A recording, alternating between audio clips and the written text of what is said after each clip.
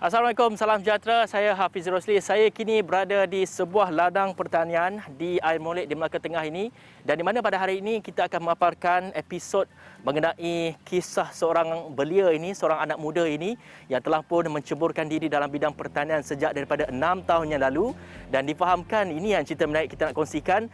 Beliau sebenarnya telah pun berkecimpung dalam bidang kulineri sebelum ini, tapi telah pun melompat ke bidang pertanian. Jadi cerita-cerita sebegini kita ingin bawa supaya anak-anak muda di luar sana dapat meminati bidang pertanian dan sekaligus ia dapat menjana pendapatan yang lebih kepada semua. Dan ini kisahnya dalam Postcode at Awani di Melaka ini.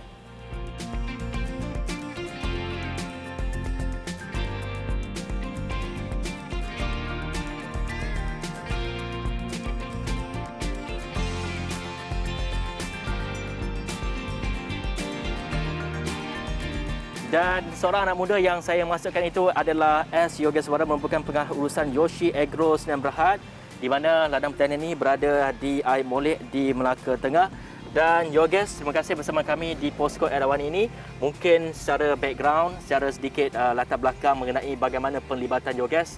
Difahamkan sebelum ini terlibat dalam sektor kulineri, tiba boleh melompat ke bidang pertanian ini. Bagaimana agaknya memberikan inspirasi untuk memulakan, menceburkan diri dalam bidang pertanian ini? Okey, salam sejahtera. Saya Yoges. Sebelum saya mula masuk dalam pertanian ni, saya bekerja di hotel. Dekat setahun je saya kerja kat Malaysia. Lagi dekat 10 tahun lebih saya kerja dekat luar negara. So once saya dah nak balik Malaysia, ingat nak buka restoran. So saya tunggulah untuk nak berehat untuk 6 bulan lebih. So saya bercadang dan ada minat juga untuk buka ladang sendiri. So saya mula dengan buka ladang cili petigasi. Jadi bermula dengan minat tu, bagaimana boleh lahirnya minat tu? Ataupun mungkin sebelum ini waktu kecil-kecil, waktu remaja dulu selalu mengikuti ibu bapa menanam sayur-sayuran ke, ataupun melihat kepada peluang yang ada dalam bidang pertanian ini? Okey, kalau saya tengok dalam bidang dulu sebelum ni kerja dengan hotel. So kita tahu macam setiap hotel tu apa sayuran yang diperlukan, apa yang banyak demand. So daripada sana saya ada buat planning. Okey, kita nak tanam contoh cili. So sebab kat Malaysia tak ramai buat cili masa saya nak mula 6 tahun dulu. So saya bercadang dan plan juga untuk tanam cili. Dari sana saya nak buat marketing. Macam mana saya nak jual, macam mana nak tanam lebih banyak, buka lebih banyak kebun cili. Itu saya punya inisiatif. Okey, dan proses bagaimana memulakan pertanian ini, dari mendapat coaching daripada mana, dan juga mungkin ada bantuan-bantuan daripada agensi-agensi kerajaan ke untuk memulakan bidang pertanian ini? Okay, sebelum saya nak mula buka kebun saya ni, saya ada pergi lebih kurang dalam 20 kebun atau ladang yang tanam cili untuk saya nak belajar dulu. Sebelum kita nak bertani, kita kena ada at least satu mentor, ataupun kita kena bekerja dekat ladang. Tak ada pengalaman, nanti susah untuk kita untuk expand. So saya belajar pergi ke ladang-ladang yang ada tanam cili. Dari sana saya belajar dan juga saya buat research.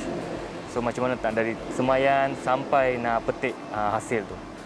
So dari sana saya belajar. Dan itu merupakan kisah-kisah mungkin secara latar belakangnya lah sebelum menceburkan diri dalam bidang pertanian ini.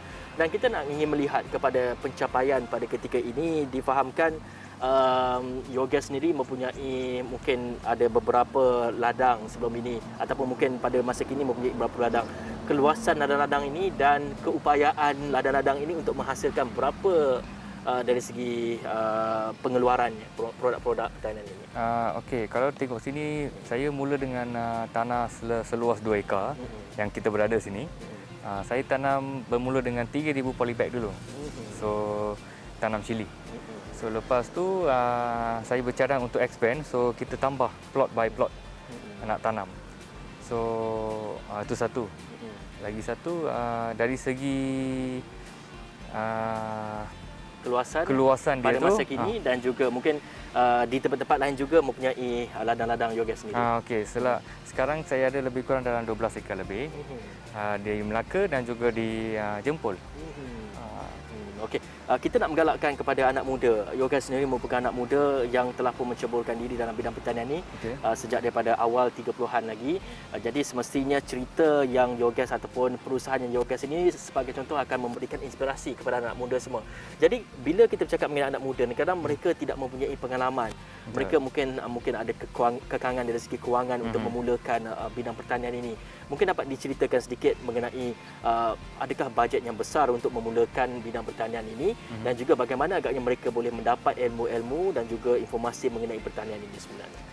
Okey, first kita kena contoh kalau seseorang tu berminat nak mulakan pertanian, orang tersebut tu kena pergi ambil kursus dulu. Yang dibagi oleh Jabatan Pertanian ataupun Farma. So dua agensi ni akan boleh bagi kursus untuk memulakan basic tanaman dulu. Dah dapat tu info tentang tanaman tu, dah belajar tu. Nak buka, kita sebagai usahawan kena buka, jangan buka ladang besar sekali arung. Bukan untuk komersial dulu. Bukan untuk komersial dulu. Persendirian dulu. Persendirian dulu. Mungkin dalam lebih kurang 500 beg baru boleh kita expand. So itu adalah satu starting yang baik untuk usahawan. Okey, dan kita dah bercakap mengenai bagaimana proses ataupun bagaimana minat itu datang kepada Yogas untuk memulakan pertanian ini, dan difahamkan juga terdapat lebih daripada 12 ekar ladang di beberapa negeri, di Melaka dan juga di Negeri Sembilan. Di Negeri Sembilan. Dan kita lihat juga sebelum ini telah pun banyak Yogas ini telah pun banyak mendapat pengiktirafan daripada kerajaan dan juga daripada agensi-agensi kerajaan juga. Mungkin dapat dihuraikan apa agaknya kejayaan-kejayaan dan juga apa agaknya pengiktirafan yang telah diterima oleh Yogas setakat ini. Okey, pada tahun saya bermula bertani pada tahun 2015. So tahun 2017 saya pernah dapat satu pengiktirafan daripada Malaysia Book of Record untuk penuaian cili terbesar peringkat negeri Melaka. Ini adalah pokok cili sebenarnya. Ini adalah pokok cili padi. Cili padi. Cili padi. Ini dalam usia berapa? Ini baru 8 hari. 8 hari. 8 hari. 8 hari dah boleh nampak dia punya begitu cepatlah kiranya dari ya. segi dia punya penanaman ni. Betul. Sebab air dengan baja dia akan mengalir secara terusan setiap 2 jam. Alright. Dan itu mungkin kita akan expand ataupun kita akan huraikan lebih panjang selepas ini. Dan difahamkan juga ada pengiktirafan lain sebagai contoh daripada agensi kerajaan, Farma dan sebagainya. Selain daripada Malaysia Book of Record, mungkin ada pencapaian lain semua yang telah dapat terima. Okey, saya pernah dapat Johan untuk kategori sayuran, especially untuk cili padi, peringkat kebangsaan pada tahun 2019, tahun lepas. Okey, baik. Hari Peladang dan Peternak Malaysia. Okey, dan fahamkan juga ladang ini mengaplikasikan smart farming. Ya, Integrated betul. Integrated farming. Jadi dapat dihuraikan sedikit mengenai integrated farming ini, bagaimana agaknya proses penanaman dan juga penjualan dan sebagainya. Okey, integrated farming maksudnya, contoh dalam satu kawasan ladang tu, kita ada kebun. Lepas tu kita ada tempat penyimpanan barang. Kita akan panggil dia pusat pengumpulan ladang. So di mana lepas tuai dah, tuaian berlaku, kita akan hantar kepada pusat pengumpulan ladang, kita letak sana. Dari sana kita akan output pergi contoh macam pasar borong, hypermarket. Lepas tu itu satu. Lagi satu kita juga ada JTDL, maksudnya jualan terus dari ladang. Maksudnya barang yang kita tuai dekat ladang ni kita terus boleh jual dekat pengguna. So daripada tu pengguna akan dapat berjimat dari 5 hingga 30%. Itu salah satu konsep dekat integrated farm. Lagi satu, dalam farm itu juga kita buat kursus di mana peserta akan berdepan dengan ladang. Dia akan nampak face to face macam mana ladang ini berfungsi. So dari sana dia akan belajar. Bukan macam dari ladang dekat satu tempat kursus pula dekat satu tempat. Bukan macam tu. Semua di dalam ladang. Mana dalam satu ladang tu semua pelbagai aktiviti pertanian yang dibuat di situ. Okey, kita ingin melihat lebih lanjut mengenai proses pula. Secara teknikalnya, bagaimana dari segi pembenihan dan juga bagaimana dari segi penanaman, bagaimana untuk kita selenggara dan bagaimana untuk kita tuai pada akhirnya. Mungkin dapat diterangkan secara detail. Okey. Kita ambil cili sebagai contoh. Ada banyak crop. So, kita ambil cili sebagai contoh. Okey. Dia dari benih, anak benih, nak transfer bagi polybag tu dia ambil lebih kurang dalam 25 hingga 28 hari. 25 hingga 28 hari. Maksudnya benih itu kena bercambar dulu. sampai dia dapat dia naik 6 inci. Daripada 6 inci tu kita akan transfer pergi polybag, kita panggil transplant. Transplant pergi polybag dalam hari yang ke-29 atau 30 lah. Lepas tu dari sana, Dan ini penanaman cili sebenarnya. ya betul. Okey. So, Mungkin kita dapat tunjukkan sedikit mengenai penanamannya. Sampai tu mungkin Jogesh dapat teruskan kepada penerangan. Okey, lepas kita dah tanam di polybag, dari polybag nak dapatkan buah tu anggaran lebih kurang dalam 50 hingga 60 hari. Maksudnya contoh kita ambil hari yang ke-55. Ya, hari yang ke-55 kita dah boleh petik tuaian dia. Contohlah ini cili padi, kita dah boleh petik harvest hari yang ke-55. Dari sana kita kena petik setiap 2 hari atau seminggu 3 kali. Dia itu proses tu. Lepas dah petik dah, so penggunaan racun dan baja juga penting. So dia ada jadual berskala. So supaya kena jaga pokok tu. Satu musim, contoh cili padi ni musim antara 5 hingga 6 bulan. So kita boleh tuai sampai musim dia habis. Okey. Dari segi untuk kita selenggara dia, memastikan dia dalam keadaan yang baik, bagaimana pula? Dan difahamkan juga ini memakai macam dulu kalau di ladang-ladang kita tahu setiap hari kita terpaksa untuk menjirus air dan sebagainya. Betul. Tapi apa agaknya teknologi dan inovasi yang digunakan di ladang ini supaya kita dapat mengurangkan dari segi tenaga kerja? Okey, kalau kita tengok ini adalah sistem fertigasi. Ramai yang sekarang usahawan belia muda tahu apa tu fertigasi. Maksud dia air dengan baja dia akan mengalir drip dekat benda ni masuk terus dalam medium dia. Medium yang kita guna ni adalah kokopit, sabuk kelapa, bukan tanah. So supaya dia boleh pegang itu air itu. So sistem ni akan mengalir dari tangki terus ke polybag. So setiap titis tu adalah baja dan air. Sebab tu dia pokok ni boleh tumbuh cepat daripada kalau compare dengan tanam atas batas. Maknanya tak perlulah setiap hari kita perlu membelik-belik setiap satu polybag ini. Dengan adanya sistem fertigasi yang digunakan ni, ia dapat menjimatkan kos dan juga tenaga, betul? Ya, betul. Contoh macam 1 ekar ni kita akan guna lebih kurang 1 atau 2 orang saja. Okey. Okey, ini secara sedikitlah mengenai cara untuk dari segi penanaman dia dan juga dari segi untuk tuai pula bagaimana? Penuaian dia. Mungkin ada musim-musim tertentu dan difahamkan juga sekiranya capai tempoh tertentu pokok ini perlu tidak lagi boleh menghasilkan hasil atau Ya, betul. Kita panggil satu musim cili padi ini adalah 6 bulan. Habis 6 bulan tu kita kena buang pokok tu sebab pokok ni dah tua. So dia keluarkan buah yang tak begitu cantik. So kita setiap pokok tu kita ada target tuaian. Contoh cili padi ni boleh hasilkan lebih kurang dalam 1,5 kilo semusim. So lepas 1,5 kilo tu kita akan biarkan untuk seminggu macam tu. The balance kita petik, lepas tu kita kena buang. Kalau tak, kalau simpan untuk setahun, pokok dia tu akan macam terbantut dan juga buah dia tak akan cantik macam sedia ada. Okey. Itu untuk kita menjaga kualiti Kualiti, produk. ya betul. So setiap pokok ni boleh bertahan berapa lama sebenarnya? Itu satu musim Satu musim saja? 6 bulan. Selepas satu musim kena Dia boleh tahan tanam sampai setahun, tapi kualiti buah dia takkan begitu menarik. Dari segi untuk kita menjaga daripada seperti kuman ataupun ulat-ulat ke bagaimana? Serangga-serangga perosak ni bagaimana agaknya? Kita juga guna racun perosak. Kita panggil semi organik dan non organik. Sebab ladang kita adalah ladang yang ada sijil MIGAP, Malaysian Good Agriculture Practice. So di mana tuaian ataupun sayuran yang kita keluarkan dari kebun kita adalah selamat dimakan.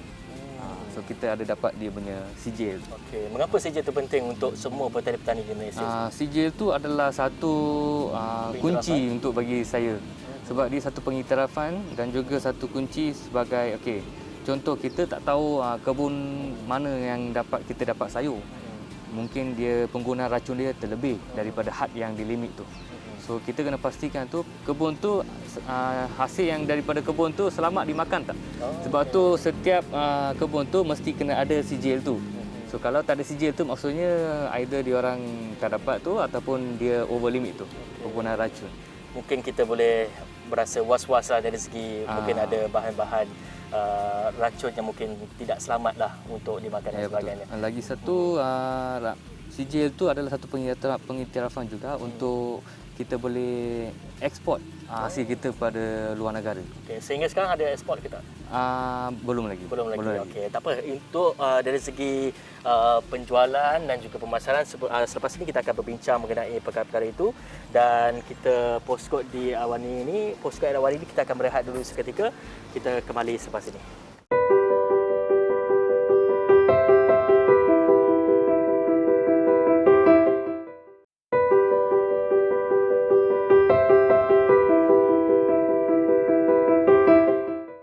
Baik, kembali bersama saya. Saya bersama dengan L. Yogeswaran, merupakan pengarah urusan Yoshi Agro yang berhad di Air Molek, Melaka Tengah ini, di mana tadi kita telah pun berkongsi ataupun Yoges telah pun berkongsi bagaimana minatnya terhadap pertanian ini dan bagaimana proses untuk menjalankan sektor pertanian ini, dan juga kita ingin melihat kepada jenis-jenis tanaman yang mendapat permintaan tinggi.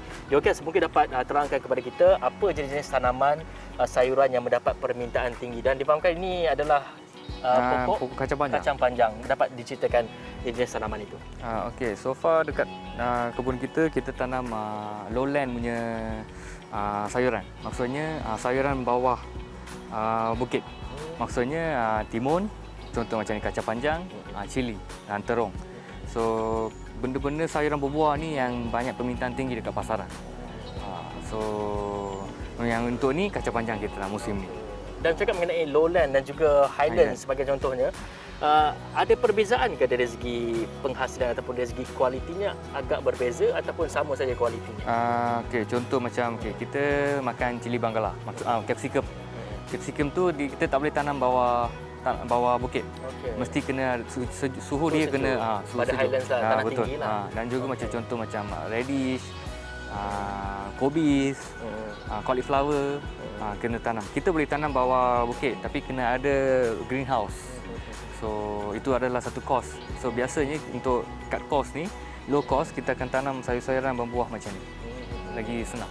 Okey, dan sebenarnya kalau untuk kita selenggara ataupun kita menjaga pokok-pokok seperti pokok kacang panjang ni agak mudah ataupun mungkin ada kesulitannya, dan kita ingin melihat kepada dari segi tenaga kerja yang digunakan di ladang ini, adakah tenaga kerja dapat dikurangkan dengan melihat kepada mitigasi tadi ataupun bagaimana?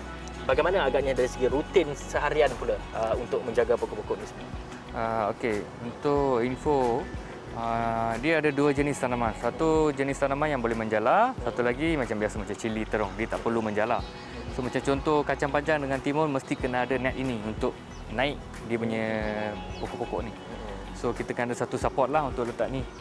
Okey, so untuk cara penjagaan dan manpower, kita satu ekar kena guna 2 orang. Sebab dia ada job scope dia. Pagi kena buat apa, tengah hari buat apa, dia ada dia punya tugas-tugas dia. So macam itulah, satu ekar 2 orang standard. So rutin harian pula bagaimana? Okey, contoh pagi kalau pukul 8 pagi, orang yang jaga macam worker tu, pekerja tu kena jalan tengok setiap row koridor tu. Ada dia punya dripper air tu terkeluar ke, lepas tu ada bocor ke, lepas tu kena tengok dia punya pokok sekali. Ada pokok kena serangga ke atau kena cantas ke, benda-benda tu kena tengok. Lepas tu pada masa yang sama, air pun penting. Air tu kena tengok dekat tangki yang polytank tu cukup tak air dengan baja. So baja, dia punya kepekatan baja, air tu okey tak, stable tak. Itu satu. Bila masuk sebelah petang pula, pukul 3 lebih, dia dah start untuk second monitor. Maksudnya dia kena jalan juga, lepas tu kena tengok ada pokok, ada daun yang melecur ke, kena cantas juga. So daily ada rutin dia tu, hari-hari. Dan kalau bila sampainya waktu proses untuk menuai, adakah bila-bila masa saja kita boleh tuai ataupun bagaimana sistem dia? Hari ini tuai bahagian sini, esok tuai bahagian sini. Bagaimana sistem? Okey, kalau contoh kita ambil kacang panjang ni, dia tuai pagi saja kita boleh. Contoh macam pagi seawal pukul 7 sampai pukul 12. Kalau lebih dari itu apa kan? Okey, biasa kita tak akan syorkan petik pada sebelah petang ataupun tengah hari sebab panas. Bila pokok panas dia tak akan tahan. Lepas tu kita pula pergi petik dia punya buah, lagi dia tak ada macam tak sihat. itu akan dropkan sikit lagi segi kualiti buah yang dipetik tu lah. Ya betul. Okey, baik, itu sedikit mengenai bagaimana proses untuk menanam, menuai, dan selepas ini kita akan bawakan pula bagaimana proses untuk menjual, dan difahamkan juga ladang ini telah pun mendapat pengiktirafan sebagai salah satu kawasan atau salah satu tapak pusat pusat pengumpulan ladang. Pusat pengumpulan ladang, di mana pusat pengumpulan ladang ini akan menempatkan produk-produk peladangan, dan juga komuniti-komuniti tempatan juga boleh memasarkan produk mereka di pusat ini, dan kita akan lihat sebentar saja lagi.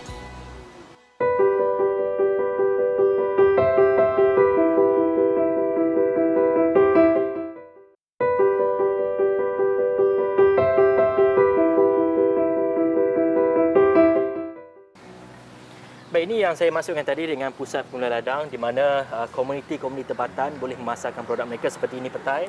Walaupun Yogas tidak tanam petai di ladang ini, tapi penduduk tempatan yang mana ingin memasarkan produk mereka, mereka boleh menghantarnya ke sini. Dan Yogas, secara ringkasnya mengenai pusat pengumpulan ladang ini, bagaimana boleh mendapat sijil pengiktirafan daripada farma itu sendiri? Okey, kita pun adalah pusat pengumpulan ladang. Sebab saya under farma, peserta ladang kontrak.